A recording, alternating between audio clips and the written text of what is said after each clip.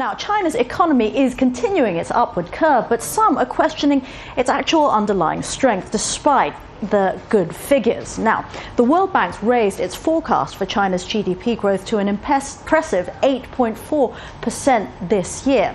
When the financial crisis unraveled last year, Beijing moved quickly to stop the export-based economy from grinding to a halt by pledging about $585 billion in stimulus spending. Some was allocated to encourage social development and domestic spending. So rural residents received up to 17% rebates for white goods like televisions and refrigerators. But more than one-third of the funds, about $220 billion, are going into roads and other infrastructure. This includes $200 billion on a railway spanning the entire country. Now, the government acknowledged the massive stimulus would help China reach its target of 8% GDP growth this year. Some analysts are expecting 2010 to surpass this as demand for Chinese exports bounces back. But doubts remain over whether such strong growth can be sustained by government spending alone. Melissa Chan reports now from a town in Inner Mongolia where gleaming buildings built with government money stand empty. Welcome to the city of Ordos, a city of the future, brand new and built in just 5 years and meant for 1 million residents. But no one's moved in. The city stands empty. The cost of housing is high here. We would like to move here, but the prices are too high. Maybe later. Most of the people here are the construction workers and some old people. Ordos was a government idea, an infrastructure project taken to its limits. The motivation was likely GDP, gross domestic product, an estimate of a country's economic activity. So one major way a government can raise its GDP is to spend more. The more China builds, the more its economic activity increases and the higher its GDP.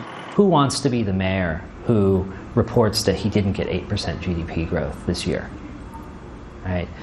Nobody wants to come forward with that. So the incentives in the system are to build. And if that's the easiest way to achieve that growth, then you build. So local officials here built. Empty homes, new and neat. Block after block. They tell us that almost every single one of these apartment units have been sold, but no one is living in any of them. And that's because most of the buyers are holding these as investments. Nobody's ever really lost money in real estate in China. Not on a consistent basis. And so people look at that as a very safe investment. And in fact, they don't really look at it as a place to live anymore. They're looking at it as a place where they can put their cash. The reason there is so much money here, Ordos's overnight millionaires, rich from massive coal deposits, this place has been described as China's Texas. Not very long ago, the people here lived in tents, nomads bordering the country of Mongolia. Today, Ordos claims to have the second highest per capita income in China, after Shanghai. This is also Ordos, the old city, the real city 30 kilometers away, the one the government decided wasn't good enough.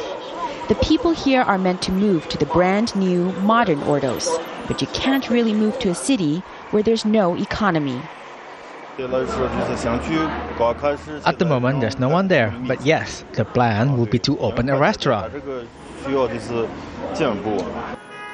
So the new city waits for life and activity. It is all ready for that one day.